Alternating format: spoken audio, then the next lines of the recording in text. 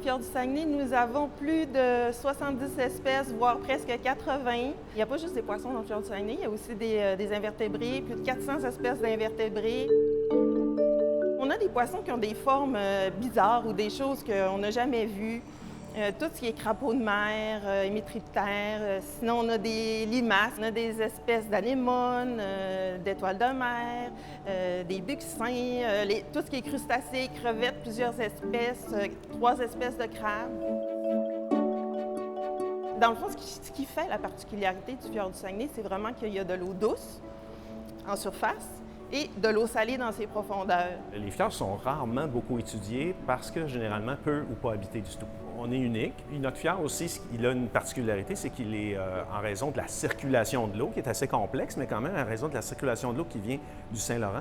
C'est un fjord qui est très oxygéné dans le fond, donc il y a beaucoup de vie. Alors que beaucoup de fjords à travers le monde sont, on dit, anoxiques, qui n'ont pas d'oxygène, donc la vie est quand même plutôt faible dans ces fjords-là. Donc on a un fjord assez particulier. Le groupe de recherche sur l'écosystème du fjord du Saguenay vient d'être créé l'année passée, en 2022.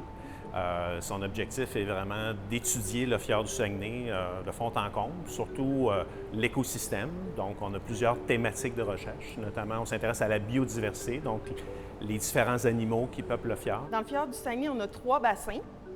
Le plus profond est autour de 275 mètres, là, dans le coin de Rivière-Éternité, baie Éternité, tout ça.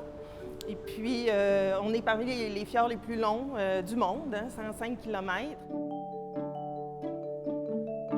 On en sait très peu sur l'écosystème du fjord. Il y a plusieurs connaissances de base que l'on connaît, sa géologie, un peu comment fonctionne la circulation des eaux. Mais sinon, sur sa biologie, sur les espèces qui l'habitent, on en connaît passablement très peu. Les pêcheurs qui partagent leurs prises comme ça, bien, pour nous, c'est des nouvelles connaissances.